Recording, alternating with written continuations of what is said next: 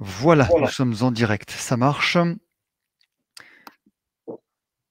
Parfait. Bonsoir à tous et à tous, bonsoir nos chers intervenants, bonsoir Bernard.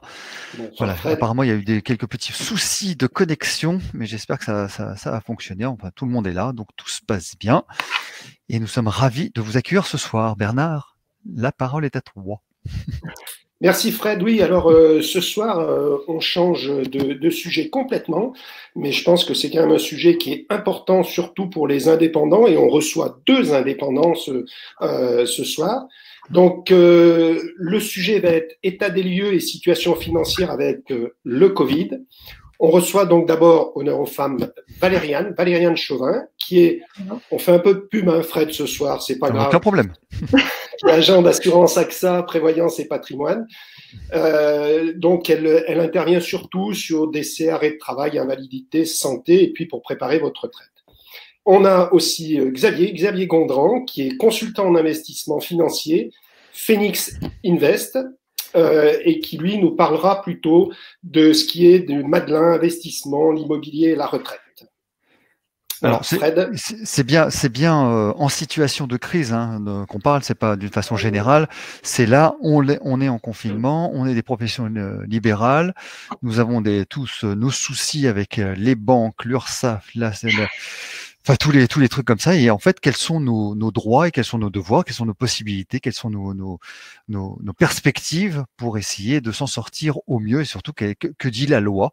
Et ça c'est très intéressant de savoir un petit peu ce qui est possible pour nous, parce que là encore, nous avons eu des informations contradictoires, ne serait-ce que sur l'ouverture de notre cabinet. D'aucuns disent qu'il faut ouvrir le cabinet, d'autres ils disent ah non, c'est que les urgences, l'autre ils disent non, faites ce que vous voulez, etc. Donc même au sein de notre corporation, on a du mal. Donc alors imaginez financièrement avec les lois. Je n'aimerais pas être à la place de Bruno Le Maire actuellement, ni directeur d'une quelconque assurance. Ça serait assez difficile à vivre. Voilà. Donc, peut-être Bernard, on commence. Alors, on va commencer par Valériane, effectivement, mais en fait, le webinaire va être divisé en 2 parties. Donc, tout d'abord, Valériane va intervenir sur la Carpinco, l'URSSAF, les impôts et puis les aides et les indemnités journalières. Et ensuite, Xavier, lui, interviendra, comme je vous le disais, sur le Madelin, les investissements, la retraite. Et surtout, qu'est-ce qu'il faut faire financièrement maintenant, quoi? Parce que c'est vrai qu'on a des soucis, on a tous des soucis financiers en tant qu'indépendants, mais qu'est-ce qu'on doit faire? Voilà, donc Valériane, je pense que tu peux attaquer ta démonstration, Fred. Les slides. Les slides. Donc, du coup, bonsoir tout le monde. Merci à Bernard de m'avoir invité à ce webinaire. J'espère que tout le monde va bien, vos familles également. Du coup, donc, face à cette crise sanitaire sans précédent, différents organismes ont mis en place un certain nombre de mesures pour vous aider financièrement. Donc, je vais surtout les présenter et après, si vous avez besoin de plus d'informations, je vous renverrai sur leur site. Mais je vais commencer par la Carpinco. Donc, il faut savoir que le recouvrement des cotisations retraite et invalidité a été suspendu entre le 15 mars et le 30 avril, sans aucune démarche à effectuer de votre part. Ces cotisations seront reportées en fin d'année. Il se peut que celle du mois de mai soit également décalée. Pour l'instant, on n'a pas encore toutes les informations, mais il faut savoir que vous pouvez régler ces cotisations par virement bancaire. Si jamais vous souhaitez le faire, que vous avez un peu de trésorerie, sachez que vous retrouverez le RIB de la Carpinco sur votre espace personnel, sur le site de la Carpinco, et ça va vous permettre de pouvoir régler ces cotisations directement. Les droits au régime invalidité et décès seront maintenus. Tout ce qui est majoration de retard auprès de la Carpinco sont suspendus. Et il est à noter aussi que la Carpinco étudie la possibilité d'accompagner les assurés qui subissent une perte substantielle de revenus en raison de cette épidémie. Donc, il y a un dépliant sur le site de la Carpinco, c'est le Fonds d'action sociale que vous pouvez regarder et vous pouvez solliciter le Fonds d'action sociale de la Carpinco si vraiment vous avez des difficultés financières à ce niveau-là. Donc, ça, c'était pour la Carpinco. Je continue, Bernard, et les questions, ça sera après? Oui, bien sûr. Ouais, ok. Après, au niveau de l'URSSAF, donc vous avez dû voir que l'échéance du mois d'avril n'a pas été prélevée, donc c'est le slide d'après. Tu as la main juste en dessous. J'ai la main. Du coup, je regarde. Juste en dessous, c'est marqué suivant. Voilà. Ouais, ok, je ne l'ai pas vu, mais c'est pas grave. En dessous des slides. Okay. Donc, au niveau de l'URSSAF, le réseau des URSSAF a mis en place un certain nombre de mesures exceptionnelles également pour vous accompagner. Donc, l'échéance du mois d'avril n'a pas été prélevée. Il en sera de même pour l'échéance du mois de mai. Et ces cotisations seront lissées sur les échéances à venir. Il faut savoir qu'en complément de ces mesures, vous pouvez solliciter des délais de paiement supplémentaires auprès de l'URSSAF, sans majoration ni pénalité. Et vous pouvez ajuster vos échéanciers de cotisation. Et c'est quelque chose vraiment que je vous encourage à faire si vous prévoyez déjà une baisse de vos revenus sur l'année 2020. N'hésitez pas à aller ajuster cet échéancier de cotisation dès que possible pour pouvoir mieux lisser votre trésorerie. Sylviane, excuse-moi, juste pour savoir, est-ce qu'il est souhaitable plutôt d'aller de faire ça spontanément en spéculant des calculs, ou bien il vaut mieux s'adresser à son comptable qui fasse éventuellement pas un prévisionnel, mais un projet de CA que la personne peut faire? Alors, c'est vrai que moi, je renvoie souvent sur l'expert comptable. C'est quand même le meilleur partenaire du kiné aujourd'hui pour le conseiller. Je pense qu'il y a une discussion à avoir avec lui. L'objectif, c'est vraiment d'anticiper les revenus. Alors, c'est toujours compliqué d'anticiper ses revenus, mais c'est pour ajuster au plus juste sa trésorerie, tout comme on le verra pour le paiement de l'impôt. Donc, c'est vrai que si avec le comptable, vous pouvez en discuter pour voir si au niveau de vos revenus, vous allez avoir une baisse certaine du fait du confinement. Et puis, on ne sait pas forcément la suite que ça va donner après le 11 mai. D'établir avec lui un plan de trésorerie pour voir si du coup il faut ajuster ou pas. Mais c'est vrai que moi j'encourage souvent les indépendants à bien regarder au niveau de leur trésorerie et à faire ces démarches qui sont à faire de votre part. Ça va pas se faire tout seul. Alors, pardonne-moi, mais il y a la question, juste Patrick qui te pose la question, et quand on n'a pas de comptable, on fait comment? Et quand on n'a pas de comptable, il faut essayer de regarder par rapport à l'année N-1 où on en est dans son activité et au niveau de la trésorerie. C'est vrai que là, vous avez fermé depuis mi-mars, donc ça fait 1 mois et demi à ce jour, plus jusqu'au 11 mai, et à voir comment ça reprend derrière. Donc, ça fait bien 2 mois et demi de fermeture. Moi, je conseille de revoir, d'ajuster l'échéancier, de voir par rapport à votre revenu de mars-avril l'année dernière ce que vous avez perdu et peut-être éventuellement d'ajuster pour… En fait, l'objectif, c'est garder un peu de trésorerie sur ces mois à venir, quitte à rattraper en fin d'année. Merci. Juste pour finir sur l'URSSAF, il faut savoir qu'il y a, si jamais vous n'avez pas droit au fonds de solidarité, j'en parlerai tout à l'heure, le fonds de solidarité qui a été mis en place par le gouvernement, ces fameux 1 500 €. Si jamais vous n'y avez pas le droit, il existe un fonds d'action sociale auprès du CPSTI, donc c'est le Conseil de la protection sociale des travailleurs indépendants, et vous pouvez également solliciter la prise en charge partielle ou totale de vos cotisations, voire solliciter une aide financière exceptionnelle. Donc, toutes ces informations, vous les retrouvez sur le site de l'URSSAF. Il y a un formulaire à remplir, c'est juste un formulaire où on indique son chiffre d'affaires, justement la différence de chiffre d'affaires par rapport à 2019. Vous l'envoyez à l'URSSAF de votre région. Donc, sur le site, c'est bien stipulé les adresses mail de chaque région et ils vous font un retour, alors qu'il est un petit peu long, sous 2-3 semaines pour voir s'ils peuvent vous verser cette aide-là. Donc, c'est l'action sociale du Conseil de la protection sociale des travailleurs indépendants. Voilà pour l'URSSAF. Au niveau des impôts, alors pareil, je vais retrouver, si tu peux me passer je vois pas la manip pour passer le… C'est juste en dessous. Voilà. Je ne sais pas si tu vois. Non, je ne vois pas. Je l'ai fait. C'est écrit en blanc, c'est pour ça que c'est difficile à voir. Je ne vois pas du tout. C'est pas grave. Au niveau des impôts, donc sur le site des impôts, là aussi, vous pouvez ajuster vos prélèvements. Sur ceux qui sont en prélèvement mensuel pour la CFE, la cotisation foncière des entreprises ou la taxe foncière, vous pouvez suspendre les mensualités et le montant dû sera prélevé lors du paiement du solde en fin d'année. Et vous pouvez également moduler à tout moment le taux et les acomptes des prélèvements pour l'impôt sur le revenu. Et vous avez également la possibilité de reporter le paiement de ces acomptes d'un mois sur l'autre, donc jusqu'à 3 fois si vous êtes en mensuel et d'un trimestre sur l'autre si vos acomptes sont trimestriels. Donc là, je suis sur l'impôt sur le revenu. Donc, comme on l'a dit tout à l'heure par rapport à l'URSSAF, c'est vrai que c'est essayer d'avoir une vision de ce qu'on a en revenus et en trésorerie pour essayer d'ajuster au plus juste. Donc là, pour moduler le taux et les acomptes de l'impôt sur le revenu, souvent, je conseille d'avoir son dernier bilan 2019 qui permet déjà d'ajuster sans attendre la déclaration d'impôt qu'on est en train de faire. Donc, c'est vraiment pour essayer d'anticiper et d'avoir des prélèvements qui soient vraiment ajustés par rapport à sa trésorerie. Sur le slide d'après, je reviens juste sur la création du fonds de solidarité qui est financé par l'État et les régions. Donc, vous avez dû en entendre parler, c'est cette fameuse aide défiscalisée de 1 500 € qui a été mise en place fin mars à destination des petites entreprises, donc celles qui font moins de 1 million de chiffre d'affaires et moins de 60 000 de bénéfices annuels imposables. Donc, ce sont surtout les entreprises qui ont fait l'objet d'une fermeture administrative et puis celles qui ont subi une perte de chiffre d'affaires de 50% entre mars 2019 et mars 2020. Donc, il y avait plusieurs niveaux d'aide. Il y avait un premier niveau d'aide de 1 500 € et il y a une aide complémentaire de 2 000 € pour les entreprises qui sont le plus en difficulté. Cette aide est renouvelée sur le mois d'avril. Donc, déjà, aujourd'hui, c'était le dernier jour pour saisir cette aide par rapport au mois de mars. Là, dans les jours qui viennent, on va pouvoir la saisir pour le mois d'avril. On est sur les mêmes critères. C'est pour les indépendants qui ont subi une fermeture administrative ou ceux qui ont subi une perte de chiffre d'affaires de plus de 50%. Par contre, il y a un ajustement concernant ce chiffre d'affaires.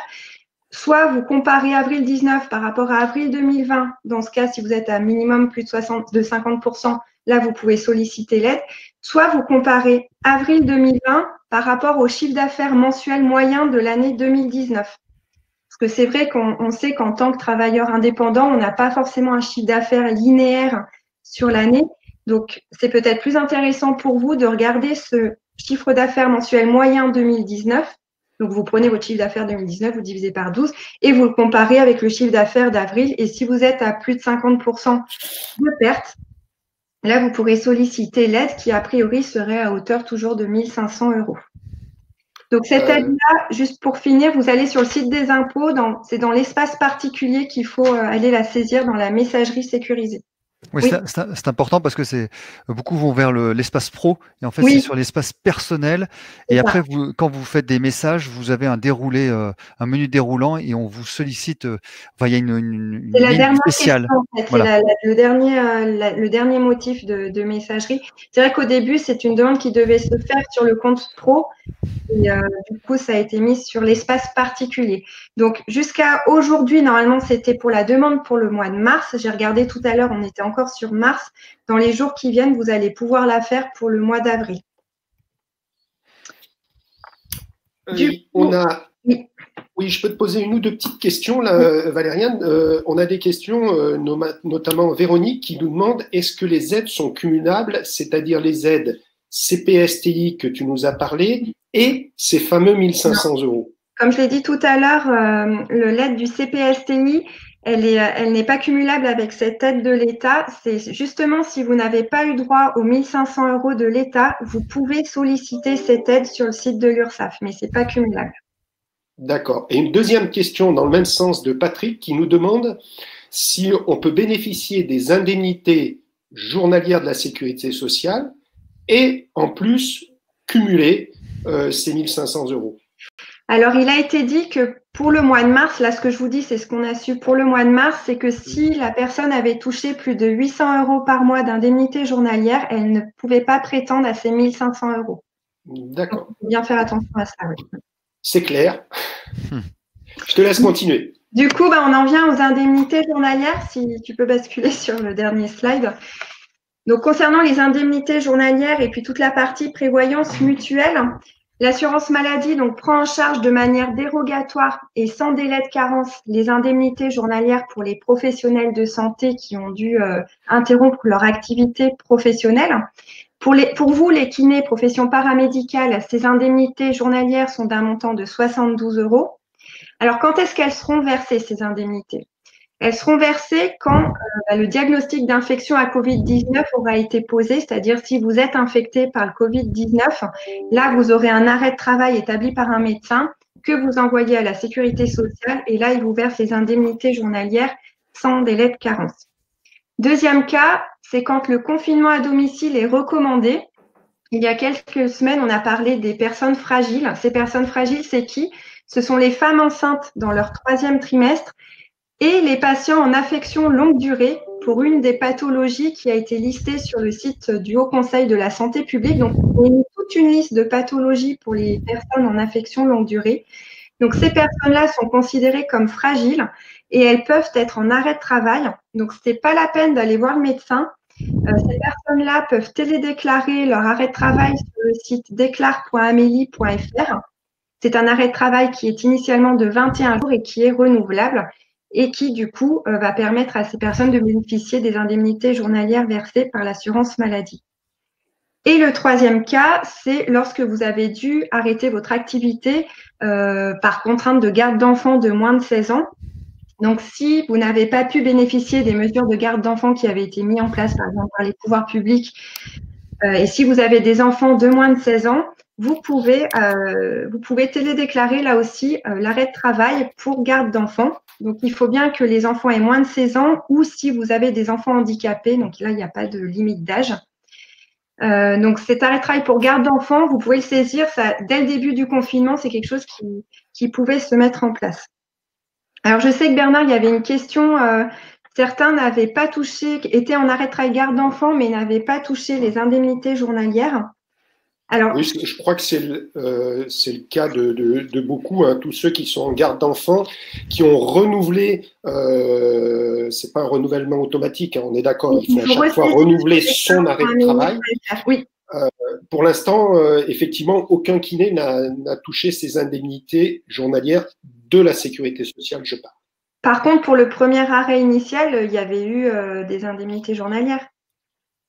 Moi, alors, sur mes 3-4 collègues, personne n'a touché pour l'instant. Voilà. Alors, ce que je conseille, c'est déjà de vérifier, parce que comme c'est une télédéclaration, de vérifier sur l'espace personnel sur votre site Amélie, le site de la sécurité sociale, de vérifier que l'arrêt de travail soit bien enregistré. On peut retrouver ces arrêts de travail, donc vérifier qu'il apparaisse bien.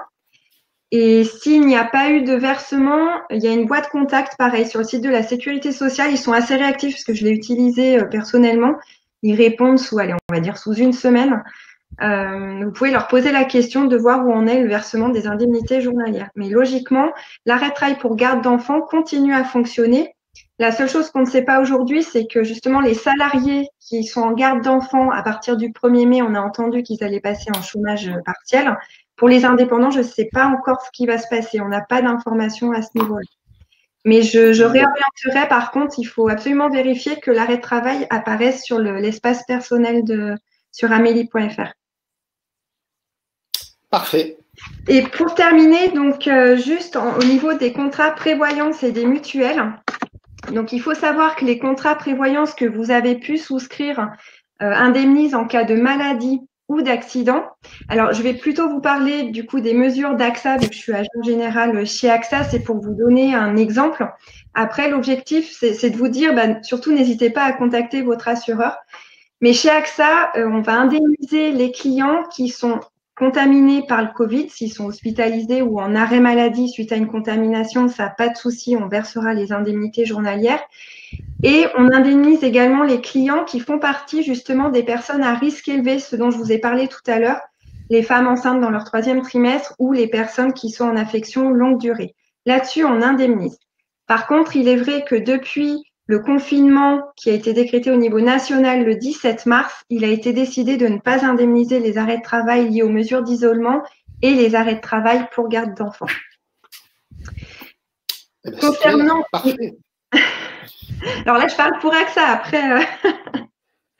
Oui, non, mais je suis d'accord avec toi, Valériane, mais après, le principe, il est toujours d'appeler son assureur. Mais au moins, les kinés ont une base et savent sur quoi se baser, quoi, voilà.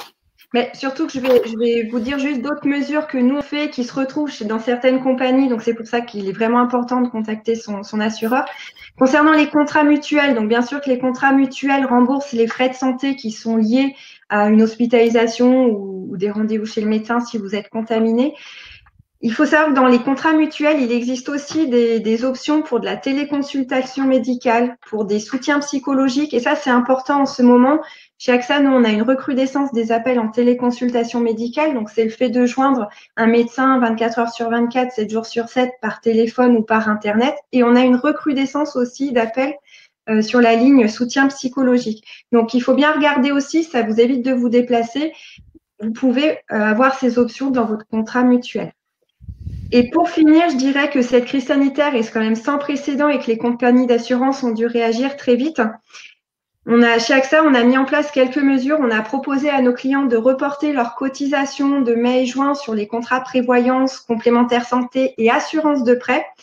Donc, sachez que ça peut exister également peut-être chez votre assureur. Donc, ces mois de cotisation qui sont reportés sont lissés sur les cotisations ultérieures.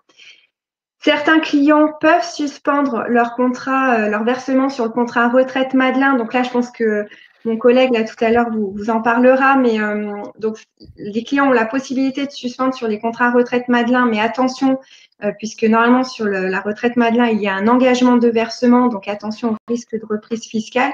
Et je suis pas sûre que avec des marchés volatiles, ça soit judicieux d'arrêter des versements programmés aujourd'hui, mais là, je pense que mon collègue vous en dira plus tout à l'heure. Et puis enfin, AXA a mis en place un fonds de solidarité à destination de ses clients. Donc ce fonds de solidarité est à hauteur de 10 millions d'euros. Donc dans un premier temps, c'est pour le personnel soignant et dans un deuxième temps, ce sont pour les personnes en situation d'extrême fragilité financière. Et moi-même, j'ai des clients qui, justement, un couple de coiffeurs, par exemple, qui a dû complètement fermer son salon de coiffure, on a pu solliciter une aide dans le cadre de ce fonds de solidarité auprès d'AXA. Donc, le message, c'est celui-là, c'est vraiment, aujourd'hui, vous avez des partenaires, l'expert comptable, vous avez votre banquier. N'oubliez surtout pas votre assureur. On en parle beaucoup aujourd'hui, mais surtout l'assureur au niveau de la prévoyance de la mutuelle. Il y a peut-être des mesures qui sont mises en place de son côté pour vous aider financièrement. Il y a peut-être un fonds de solidarité aussi que vous pouvez activer, donc surtout, contactez-le. Donc, c'est vraiment mon message ce soir. Je voulais poser une question, elle est partie juste quand je voulais le faire. Bernard, vas-y. Ça m'a échappé. Non, mais moi j'ai oui, non, c'est ça ma question. Question pour Ah bah vas-y, Fred, vas-y. J'ai retrouvé la question.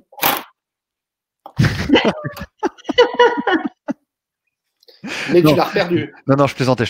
Ma question, c'était est-ce que on peut prévoir sur les compagnies d'assurance, quelles qu'elles soient, AXA ou autres, ou c'est tous les assureurs et les mutuelles, encore des évolutions dans les décisions, dans les décrets? Est-ce que le gouvernement, j'imagine qu'il y a des négociations entre les gros groupes et le gouvernement, est-ce que dans les jours qui viennent et surtout avec le déconfinement, il y aura potentiellement des évolutions favorables pour nous? Parce que pourquoi je pose cette question? Parce que je regarde le chat, nos chers confrères et amis, et si tu n'es pas Covid, bah t'auras rien du tout. Si tu es chez AXA, bah ne t'inquiète pas, tu vas rien toucher. Si de toute manière, la médicale c'est pareil. Si t'es chez GPM, bon, attends, on verra bien. Toute manière, ils nous répondent pas. C'est un petit peu le même discours un petit peu partout et surtout sur les réseaux. Donc voilà, ma question c'est, pour le moment, effectivement, comme tu l'as dit, c'est quelque chose d'assez exceptionnel, c'est quelque chose qui est inédit, hein, ce genre de situation. Et AXA n'existe pas pour la peste de 1720 ou 1820. Donc, est-ce qu'il y a des négociations en cours? Est-ce qu'il y a des potentielles évolutions dans les décrets et dans les décisions potentielles? Alors, à mon niveau, donc moi je parle pour AXA. Là, après, je vois bien tout ce qui passe au niveau de la presse. Je pense qu'il y a des choses qui sont en discussion. À mon niveau, de ce que je vous ai dit ce soir, c'est ce que je sais. C'est pour ça que je vous dis, bien sûr qu'il y a des couvertures, il y a des personnes qui sont en arrêt pour garde d'enfants qu'on ne couvre pas, mais on a quand même mis en place un fonds de solidarité. Donc c'est pour ça, n'hésitez pas à consulter votre assureur qui déjà, sur ces mesures qui sont en place, de pouvoir essayer d'y prétendre. Après, s'il y a d'autres mesures il y aura sûrement d'autres mesures qui vont se mettre en place dans les semaines, les mois qui viennent. Là, je peux pas m'avancer. Je suis qu'à mon petit niveau d'agent général, donc moi, je sais juste ce qu'on a en place chez AXA pour accompagner les clients. Et c'est vrai que ce fonds de solidarité, honnêtement, il est assez utilisé et très bien utilisé pour les personnes qui sont vraiment en situation extrême.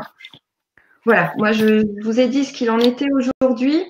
Sûrement qu'il y aura d'autres choses dans les semaines à venir, mais je peux pas m'avancer à ce niveau-là. Et je souhaite qu'il y aura peut-être d'autres choses à venir. Alors, juste avant de passer la parole à Xavier, merci pour ce topo. Je vous rappelle que vous aurez la possibilité de regarder ce replay sur le site de Vous-Kiné. Et si vous le désirez, on peut effectivement vous envoyer les sliders, si Valérie est d'accord, pour avoir le résumé de tout ce qu'il y a à faire. Hein, ça peut être utile et peut-être qu'on va même le publier sur Vous-Kiné si AXA est d'accord, évidemment. Hein, je m'avance un petit peu, mais j'imagine que ça peut être possible d'avoir accès à ce genre de résumé. Voilà. Et n'oubliez pas de contacter votre assureur. Oui, c'est ça. Vas-y, Bernard. C'est bon ? Ouais. Xavier, c'est à toi maintenant. On t'écoute pour tout ce qui est complémentaire à tout ça. Tu as besoin des slides? Oui, je vais mettre les slides et puis je vais surtout aller sur une slide. Je ne savais pas ce que Valériane allait présenter, donc je vais quand même aborder un petit point que j'avais peut-être pas prévu. Donc je vais attendre que les slides apparaissent. Donc bonjour à toutes et à tous. Alors effectivement, on est tous dans le même bateau. Donc moi, je suis comme vous, je suis indépendant. Et je suis comme vous, pour certains, je ne rentre pas dans les catégories où on peut bénéficier des aides aujourd'hui. Et notre activité est également à l'arrêt. Tout ça pour vous dire qu'en fait, aujourd'hui, on a des cas où on a besoin des aides. Certains, on n'en a pas parlé, ont bénéficié du prêt également garanti par l'État. Je voulais en parler un petit peu parce que je vais voir pour aller à la slide la plus loin, si j'y arrive. Hop, il faut juste que j'avance.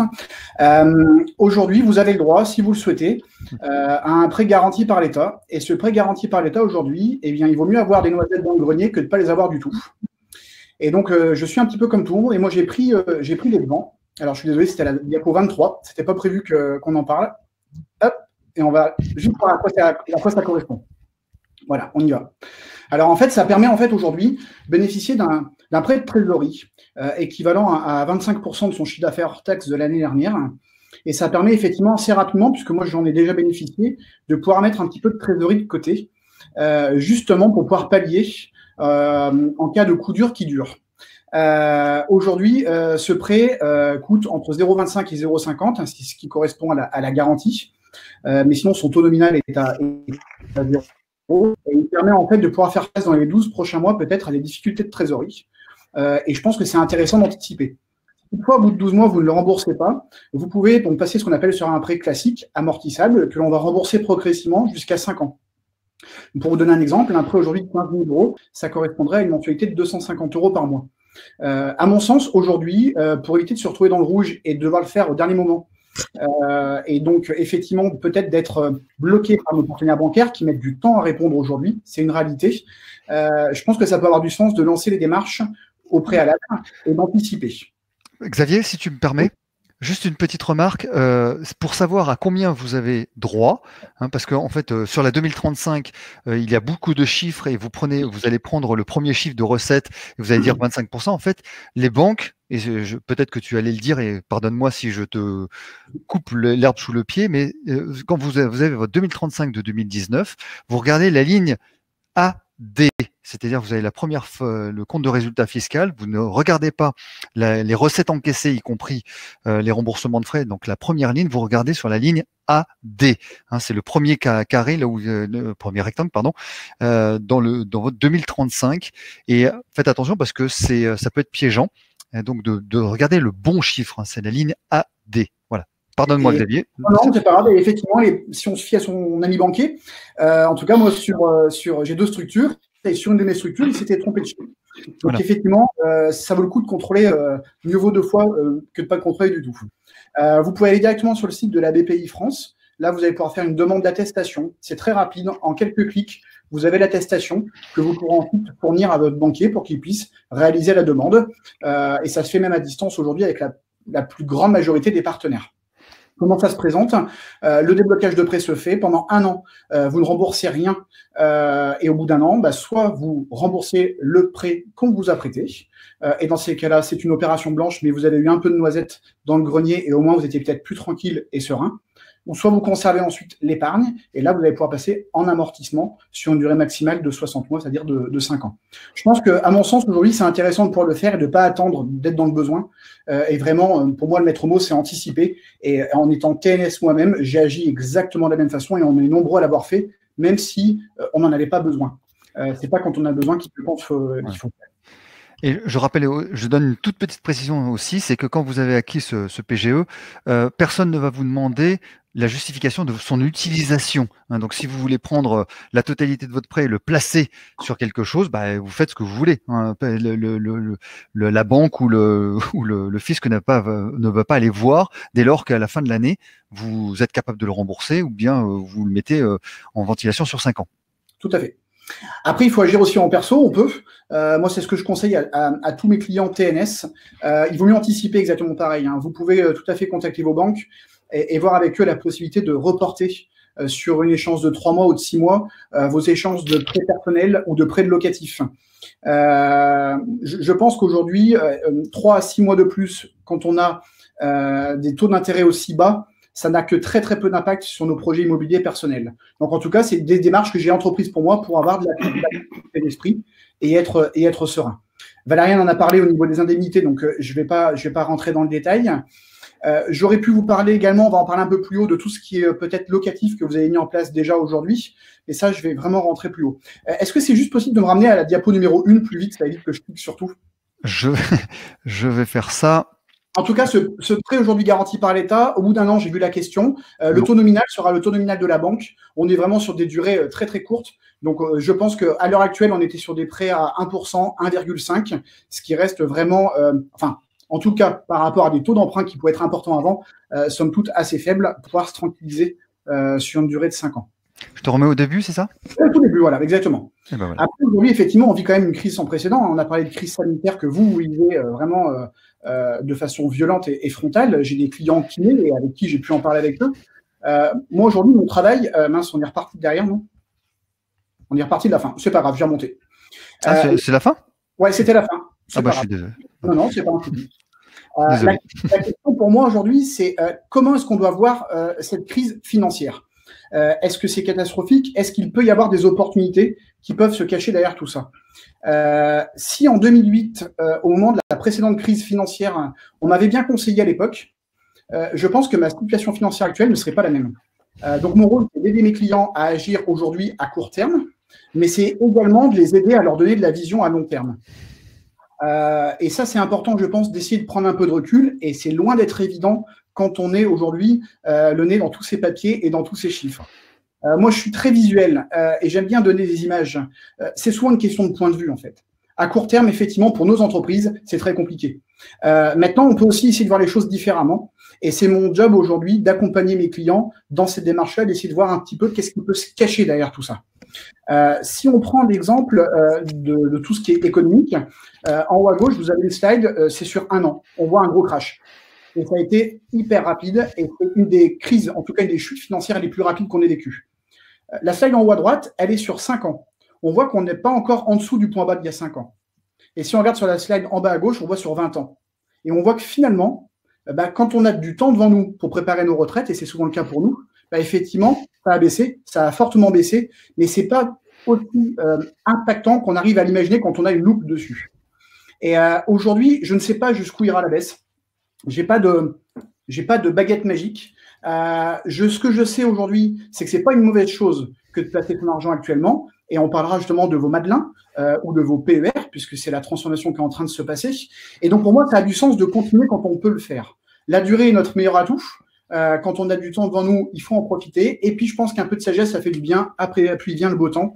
Et je pense qu'aujourd'hui, pour préparer nos retraites, c'est exactement ce qu'il faut essayer d'avoir en tête, et c'est ce qui va faire qu'on va malgré tout tenir la barque dans ces moments qui sont un peu agités. Ça, c'est une slide qui reprend depuis 1970 les hauts et les bas, et ce qu'on remarque, c'est qu'il y a beaucoup de verts, beaucoup de points hauts, il y a beaucoup de zones positives, et c'est ça qu'il faut aussi retenir quand on place de l'argent pour préparer sa retraite.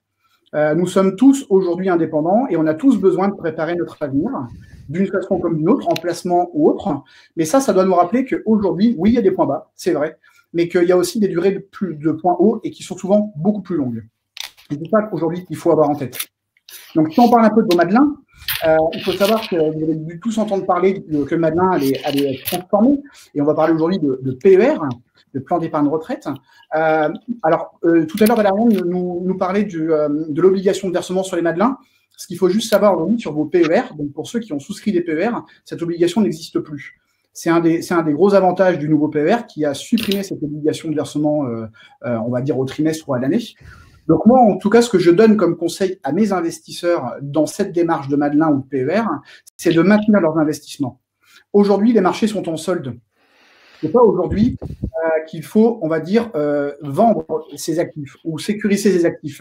Donc moi, je maintiens mes positions, je maintiens les versements programmés.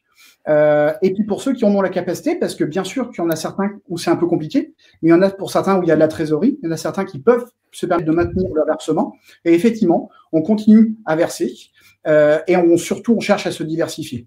Alors, est-ce que la crise va changer le monde de la finance? Je n'en sais rien. Aujourd'hui, il y a plusieurs façons d'investir. La finance peut être vue comme un grand méchant loup. Heureusement, il n'y a pas que ça, mais effectivement, vous avez aujourd'hui des entreprises qui ne sont pas toutes propres quand on les regarde. Maintenant, une chose est sûre, c'est que nos entreprises vont se financer sur les marchés, et on a des entreprises de la région, on a des entreprises françaises, et d'une certaine façon, eh bien, ça permet aussi de participer à la relance de notre pays. En tout cas, ça, c'est ma conviction. Alors, je suis peut-être un peu optimiste. Alors, je suis pas positif. Parce que je ne sais pas si demain ça va baisser, et je pense sincèrement qu'on va avoir un deuxième, voire même un troisième coup de bambou dans les prochains mois qui va arriver. Maintenant, je pense que de regarder toujours le verre à moitié vide, c'est pas non plus génial. Et c'est pour cette raison que, en tout cas, le passé nous fait dire qu'à un moment ou à un autre, c'est dans les points bas qu'on fait aussi la performance pour nos retraites de demain. Donc aujourd'hui, moi, je maintiens mes positions par rapport au PER. Cette courbe, c'est juste montrer justement, quand on a des points bas, effectivement, il y a des rebonds. Les rebonds, on ne sait pas sur combien de temps ils vont se faire. Simplement, cette courbe, c'était pour montrer qu'il y a le placement, mais il n'y a pas que ça. Il y a aussi l'immobilier. Et je pense que vous êtes certains à avoir fait de l'immobilier. Alors, l'immobilier, aujourd'hui, il faut le voir avec deux visions. Certains le voient à court terme, d'autres à long terme. À court terme, qu'est-ce qu'il faut faire? Si vous avez aujourd'hui de l'immobilier locatif, comme votre immobilier professionnel, vous pouvez aujourd'hui demander à votre banque de réduire vos échéances, de les arrêter pendant 3 à 6 mois. Parce qu'aujourd'hui, vous allez peut-être avoir des locataires qui peuvent avoir du mal à payer parce qu'ils sont au chômage partiel. Vous allez peut-être avoir des difficultés sur certaines résidences étudiantes qui sont plus louées. Donc aujourd'hui, vous avez le droit d'aller voir votre banque et de leur demander justement un report de 3 à 6 mois. Pour ceux qui ont fait de l'investissement dans le neuf, effectivement, il va falloir anticiper certainement des retards de livraison, quels que soient les promoteurs. Et donc, aujourd'hui, ce qu'il faut voir, c'est voir dans votre montage bancaire et surtout avec la personne avec qui vous avez fait votre investissement ce qu'il est possible de faire. Il y a des solutions pour reporter les échéances s'il y avait des retards de livraison. Et puis surtout pour ceux peut-être qui ont fait des opérations défiscalisantes, eh bien aujourd'hui, vous avez un report de l'avantage fiscal, il n'est pas perdu. Si la livraison devait se faire qu'en 2021, eh bien, il y aura simplement un report de l'avantage fiscal. Alors, peut-on casser son Madelin pour les assurances vie? Non, on va pas pouvoir basculer le Madelin en assurance vie malheureusement. Par contre, la bonne nouvelle, c'est que le Madelin, vous pouvez le transformer en PER et bénéficier des nouveaux avantages du PER. Et un des gros avantages, c'est le fait de pouvoir sortir en capital à la retraite, ce qu'on ne pouvait pas faire avant avec le Madelin. Ça, c'est un énorme avantage. Et après, effectivement, vous n'êtes pas financier, mes clients comptables ne sont pas financiers. C'est pour ça qu'ils sont accompagnés. Et c'est pour ça aussi qu'ils nous font confiance. On n'a pas raison à tous les coups, mais par contre, sur la durée, on est capable de faire de la performance. Et c'est pour ça que les gens font appel à nous aujourd'hui, tout comme vous avez besoin peut-être d'un comptable pour faire votre déclaration comptable, que vous avez besoin d'un assureur pour vous protéger. On a tous nos spécificités. On est là pour vous accompagner et les rendre accessibles, en tout cas, autant que possible. Non, mais c'est surtout savoir que ça existe. C'est ça qui est important et c'est l'objet de ce webinaire, c'est d'ouvrir les yeux sur les champs des possibles. C'est ça qui est le plus important. C'est pas de le faire forcément, de prendre son ordinateur et d'aller jouer en bourse ou d'aller manipuler ses économies. C'est demander conseil et de savoir que tiens, j'ai entendu qu'il était possible de faire ça. Tout à fait. Alors effectivement, la question de Patrick, excusez-moi, c'était de savoir si on pouvait débloquer l'argent aussi facilement. Vous avez des conditions de déblocage qui existent, que ce soit en termes de licenciement, de faillite, ou que ce soit en termes de décès ou d'invalidité. Mais sinon, on reste quand même sur un produit aujourd'hui qui est effectivement bloqué, puisqu'on est clairement sur un produit de préparation de la retraite, ce qui est l'objectif aujourd'hui. À long terme, les besoins seront toujours énormes au niveau de l'immobilier. Donc, pour ceux qui ont investi et qui ont des inquiétudes, on va avoir des retards. J'en ai parlé. D'abord des choses négatives. Maintenant, aujourd'hui, les besoins sont là. Les besoins sur les grosses métropoles sont plus que jamais présents. Il y en a encore certains. Moi, j'ai beaucoup de clients qui m'appellent et qui me disent Xavier, est-ce qu'il faut investir? Eh bien, moi, je pense qu'aujourd'hui, il y a encore des opportunités. Il y a une opportunité aujourd'hui qui existe et qui est malheureusement masquée par tout ce qui se passe et effectivement l'ambiance anxiogène qu'on vit. Et ne croyez pas que je suis un éternel optimiste. Je me pose aussi ces questions-là. Néanmoins, l'opportunité des taux bas, elle est aujourd'hui bel et bien présente. On n'a jamais emprunté aussi bas quand on veut investir. Et c'est un outil formidable aujourd'hui pour pouvoir préparer sa retraite ou protéger sa famille. Parce qu'on parle de retraite. Moi, je ne parle pas uniquement de faire du gain ou de l'argent. Je parle aussi de protéger ses proches. Et aujourd'hui, investir dans l'immobilier, ça sert aussi à ça. Donc, il y a des opportunités à moyen et long terme à saisir. Et on reste quand même sur des objectifs communs tous. C'est qu'aujourd'hui, on veut donc créer du patrimoine. Il y a des effets de levier, le crédit, le loyer, les économies d'impôts. Et même si cette année sera peut-être plus difficile que les autres, la problématique aujourd'hui retraite, elle sera toujours là demain. Notre problématique impôt aussi. Et malheureusement, quand on regarde les taux des produits réglementiers classiques, ils n'ont jamais été aussi bas. Et ils n'ont jamais été aussi bas. C'est-à-dire qu'aujourd'hui, certes, c'est garanti, on ne peut pas perdre. Mais ce qu'on est sûr, c'est qu'on va faire moins que l'inflation. Donc, on perd du pouvoir d'achat. Et moi, aujourd'hui, je pense qu'il faut avoir des noisettes, justement, dans le grenier pour se préparer sur des coups durs comme aujourd'hui. Mais trop de noisettes, malheureusement, c'est aussi peut-être un défaut de conseil. Donc, mon rôle, c'est aussi d'aider les gens à trouver cette juste proportion en fonction de la situation de chacun. On est tous différents. Donc, oui, certains, je vais plutôt conseiller de placer, pour d'autres, plutôt faire de l'immobilier, plutôt d'autres, ne rien faire. Mais je pense qu'aujourd'hui, à chaque personne, on va dire sa problématique et sa façon d'agir. On ne rentre pas dans des cases. On est là vraiment pour amener un conseil personnalisé. J'ai anticipé, il y aura plus que jamais des besoins sur du moyen à long terme. Effectivement, aujourd'hui, notre job, c'est d'être présent. Et effectivement, notre façon de fonctionner, c'est vraiment de vous accompagner, de faire des démarches simples et sur mesure. Tout à l'heure, Valériane a dit, appelez votre assureur. Elle a raison. Il faut contacter les personnes qui sont adaptées à votre besoin. Aujourd'hui, moi, j'ai beaucoup d'appels de mes clients qui disent j'ai malheureusement, un peu plus de temps. Et donc, en fait, ils prennent le temps de se poser ces questions-là, peut-être le temps qu'ils n'avaient pas avant le confinement. Donc, pour certains, c'est aussi l'opportunité de se poser et de réfléchir un petit peu, qu'est-ce qu'on fait, qu'est-ce qu'on change, qu'est-ce qu'on conserve.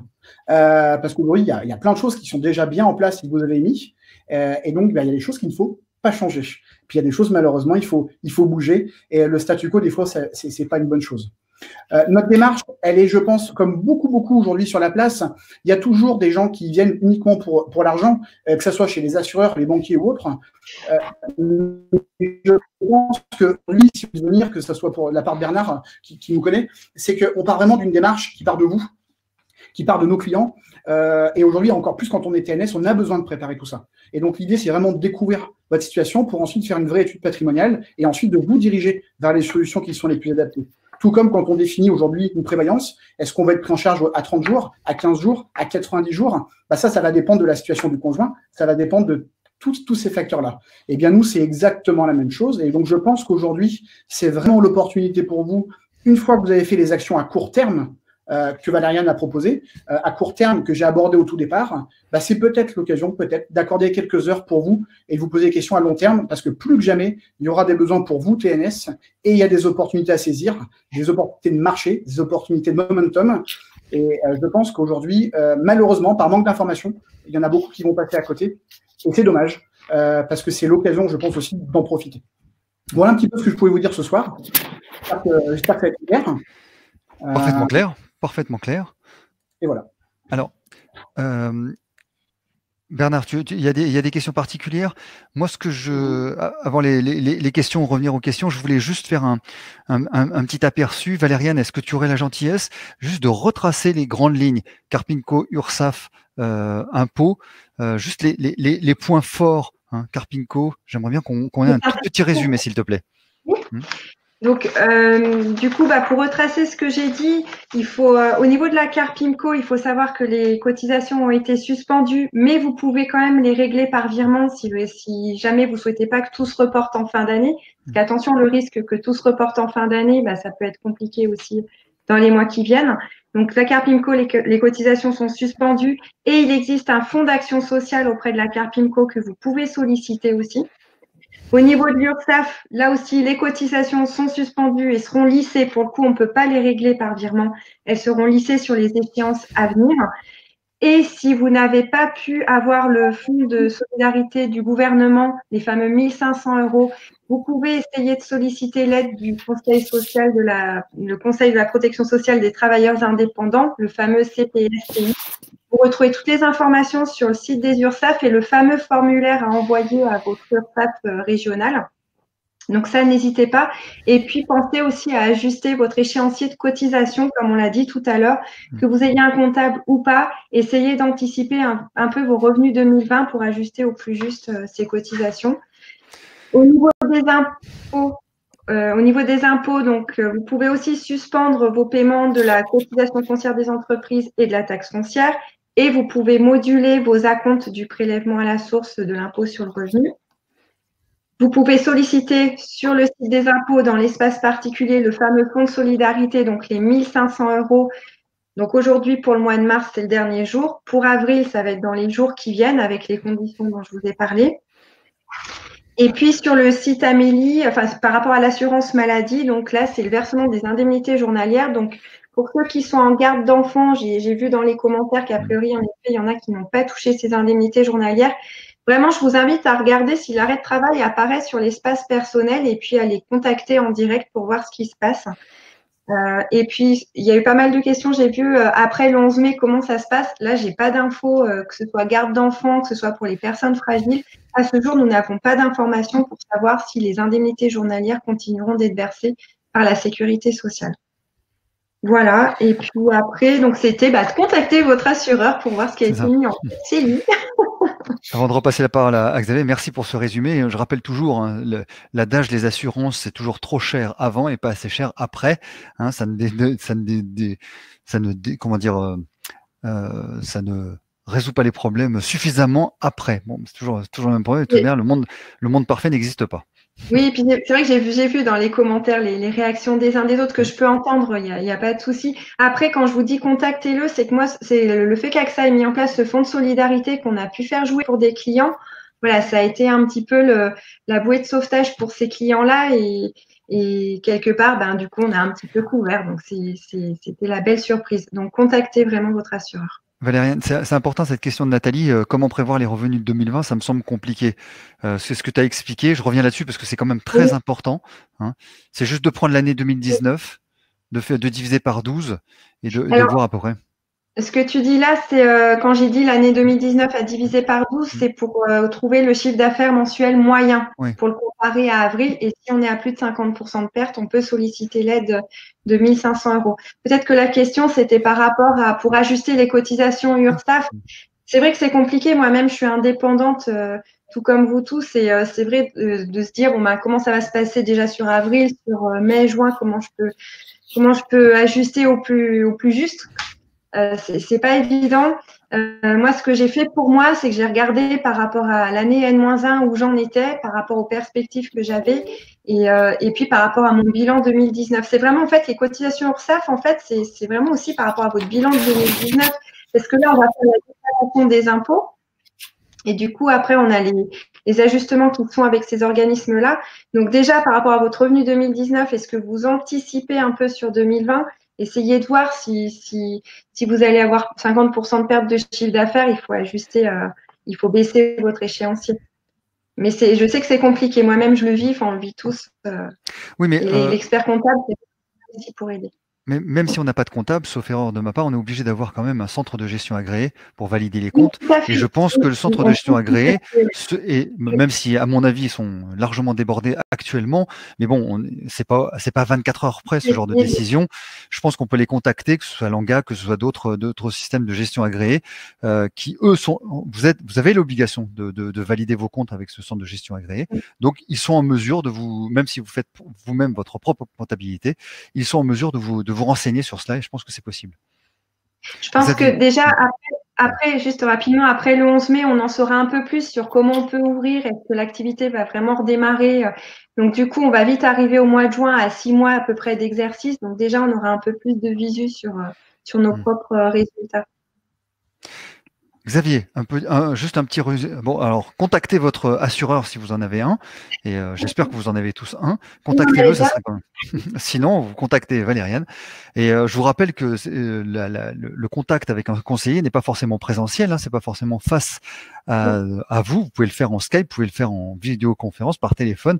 Vous n'êtes pas obligé d'avoir l'assureur à côté de chez vous forcément. Donc, si le discours ce que je pense clairement que le discours Valériane était séduisant, n'hésitez pas à la contacter.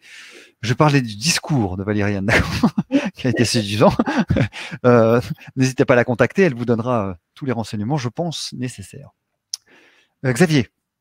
Oui. Non, je voulais juste un petit résumé rapide de ce qui a été évoqué, les différentes pistes et possibilités. Aujourd'hui, je pense qu'il faut agir à court terme sur ses finances personnelles et professionnelles en contactant sa banque. Je réinsiste là-dessus, sur vos prêts immobiliers de résidence principale ou locatif, où vous pouvez avoir des actions à court terme à mettre en œuvre pour les 3 à 6 prochains mois. Je pense que ça peut avoir du sens. Pour ceux qui aujourd'hui ont peut-être un peu de stress ou qui en ont la capacité sur la partie prêt à court terme et prêt garanti par l'État, n'hésitez pas. Je sais que les banquiers sont très très peu réactifs en ce moment. Ça, c'est une réalité, c'est ce qui me remonte au quotidien de mes clients. Néanmoins, il ne faut pas hésiter à insister. Et puis après, je pense qu'il faut aussi avoir un peu de vision, essayer de prendre un peu de recul. Je sais qu'au quotidien, moi, j'ai beaucoup de clients et d'investisseurs stressés, inquiets. Et je réitère ce que j'ai dit. Je pense que derrière toute crise, il peut y avoir des opportunités. Et aujourd'hui, la retraite, on en parle tous entre nous. Et je pense que pour des TNS, il faut aussi savoir saisir les opportunités du moment. Et il y a des choses qui peuvent exister en ce moment, que ce soit sur la partie crédit et donc prêt et taux bas, et que ce soit aussi au niveau des placements, au niveau de nouveaux players qui va remplacer le Madelin. Donc n'hésitez pas, s'il y a des questions, avec plaisir, j'y répondrai en tout cas. Ouais. Il y a une question d'Isabelle. Isabelle, est-ce que tu peux préciser ta question quand on est seul avec 2 enfants à charge? Et après, la suite du message est un petit peu passée à l'as, donc ça va être difficile pour nous de répondre de poser la question. Elle n'est pas complète. Alors, Bernard, tu veux poser les questions? Non, pas spécialement. Non, parce qu'il y a Nathalie qui, quand vous parlez d'assurance, c'est assurance locaux, prévoyance, assurance perso. Pour moi, je vois pas lequel joindre. Peut-être qu'elle parlait de l'assurance des locaux. Il faut savoir qu'on peut essayer de voir avec son propriétaire, enfin le bailleur, si on peut décaler les loyers. C'est peut-être là-dessus qu'elle voulait des réponses. Oui, je pense que c'est ça, parce qu'en fait, on a eu plusieurs questions sur les loyers, les choses comme ça, mais ça, je crois que c'est des affaires privées, ouais. Et c'est des choses qu'il faut voir en fait en direct avec son locataire, avec toutes ces choses-là. Donc, on peut pas en faire une généralité, quoi. Voilà. Alors, il faut savoir que la plupart des bailleurs aujourd'hui sont plutôt en train d'essayer de trouver des solutions, avec des possibilités soit de report de loyer, soit d'annulation de loyer. Alors effectivement, ça c'est propre à chaque propriétaire, mais on a quand même aujourd'hui beaucoup de propriétaires qui cherchent à pouvoir lisser, voire annuler au moins une mensualité et de s'adapter par rapport à ce qui va se passer sur le déconfinement. Mais comme vous, on est tous un petit peu dans cet inconnu, et c'est vrai que ça peut mettre du temps, et en plus ça va dépendre de chaque propriétaire qu'on a en face de nous. Ouais. Sinon, c'est un pari perdant-perdant si le bailleur s'obstine et perd le locataire. Donc, je pense que tout le monde essaye de trouver le meilleur moyen. Et effectivement, nous avions vu, Bernard, tu me dis si je me trompe, on avait vu avec les syndicats au début de ces webinaires, les fédérations, la FMCare, SNMCare qui sont intervenus, que effectivement, pour le moment, les seules transactions qui peuvent se faire avec le bailleur, c'est vraiment du face-à-face. C'est de la négociation en direct. Il n'y a pas de loi prévue, sauf erreur de ma part, il n'y a pas de loi prévue à cet effet pour forcer ou contraindre ou indemniser les bailleurs pour un report éventuel de loyer. Voilà. Oui, il y a une dernière question. Là, je vois si on n'a pas eu les 15 en mars, jusqu'à quand peut-on demander à l'URSSAF pour la CPSTI pour mars? C'est jusqu'à demain, c'est ça? Alors, non. Jusqu'à aujourd'hui, c'était l'aide des 1 500 € du gouvernement, l'aide de solidarité. L'aide du CPSTI, je pense qu'on peut encore la demander. C'est une aide ponctuelle, c'est pas tous les mois. Donc, c'est une aide ponctuelle. D'accord. Il faut la solliciter, il ne faut pas hésiter. Par contre, je vois qu'il y a de nouveau la question. Je redis juste que les indemnités journalières et l'aide de 1 500 €, attention, si vous touchez plus de 800 € d'indemnité journalière, vous ne pouvez pas prétendre aux 1 500 € versés par le gouvernement. Donc, il faut bien faire le calcul parce que si vous pouvez prétendre aux 1 500 et que vous avez 850 € d'indemnité journalière, il faut peut-être mieux solliciter le… Donc, c'était la question effectivement de Audrey, c'est ça? Qu'est-ce qui est le plus rentable, les IJ, les indemnités journalières ou les 1500? C'est ça? C'était cette question? D'accord. Donc, faut faire le calcul, mais c'est vrai que l'aide des 1 500 €, tout dépend du nombre de jours du nombre de jours en arrêt. Alors, une question, est-ce que ces aides sont fiscalisées ou pas? Alors, les 1 500… Les 1 500 et les… Fiscalisées.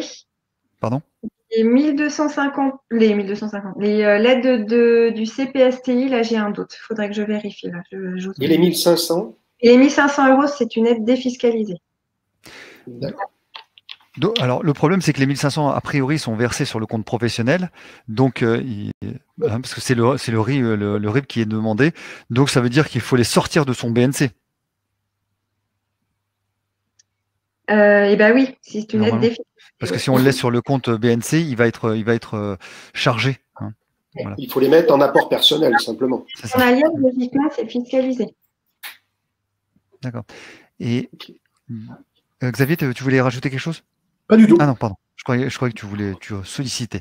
Alors, Isabelle pose la question, y a-t-il des dérogations pour le fonds de solidarité? Je suis un petit peu au-dessus des 60 000 €. Normalement, alors moi je vous dis ce qui est écrit dans les textes, c'est moins d'1 million de chiffre d'affaires, ça ok, et moins de 60 000 € de bénéfices annuels imposables. D'accord. Ok. Après, je n'ai pas vu de changement sur cette ligne-là pour le mois d'avril. Oui, les IJ sont fiscalisés, les 1 500 ne sont pas fiscalisés. Voilà. Ok. Oui, à vérifier là, je sais pas. Ok. Bernard? Je crois qu'on peut finir notre webinaire ici. Hein. Oui, ça devait durer quelque chose. Il y a juste une dernière... Vas-y, Valériane. Il y avait juste une dernière question. Comment demander le CPSTI? Est-ce qu'il y a des critères? Donc, le CPSTI, en fait, c'est sur le site de l'URSSAF. Il y a une information, vous allez dans les actualités liées au Covid et il vous parle de ce fonds d'aide sociale donc, qui est versé par ce Conseil de la protection sociale. C'est juste un formulaire à remplir, donc il n'y a pas de conditions spécifiques. Le critère, c'est de ne pas bénéficier de l'aide de 1 500 € versée par le gouvernement. C'est le seul critère. Et donc, du coup, il y a ce formulaire, c'est juste une feuille à remplir et que vous envoyez au mail de l'URSSAF de votre région qui est indiqué là aussi sur le site, sur le site de l'URSSAF. Super. Oui, moi je vais juste rajouter une chose et pour essayer de conclure et de comprendre et surtout de donner des bases. Je crois que vraiment il faut se rapprocher à la fois de son assureur et de son conseiller. Ça, c'est la première des choses à faire, ça c'est évident. Et pourquoi j'ai invité ces deux intervenants, c'est simplement parce qu'ils sont accessibles. Et je crois que ça c'est important. On a eu beaucoup de questions où les gens nous disent mais j'arrive pas à joindre, j'arrive pas à joindre, j'arrive pas à joindre. Et je crois que d'avoir un assureur ou un conseiller qui est accessible, ça c'est vraiment vraiment un critère important. Voilà, c'est pour ça aussi que j'ai voulu ces deux intervenants parce qu'ils sont accessibles, sans leur faire de la publicité. Voilà. Mais même en leur faisant de la publicité, je trouve que ces intervenants, comme je disais, c'était un bon casting. Vous avez été très clair, très précis et exhaustif avec les moyens du bord, c'est-à-dire avec les connaissances actuelles. On verra, selon la question, on verra ce qui se passera et peut-être qu'on vous ressollicitera après le confinement. Peut-être qu'il y aura de nouvelles données, il y aura de nouveaux éléments qui nous permettront de réfléchir un petit peu mieux.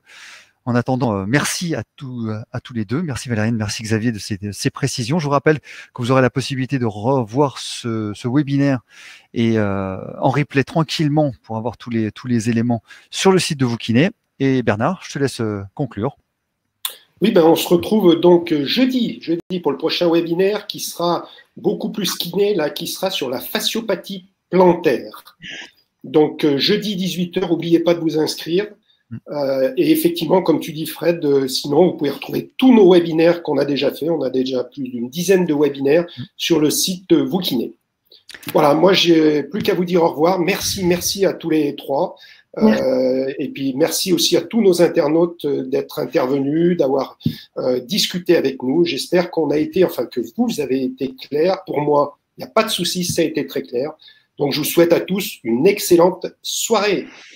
Et prenez soin de vous.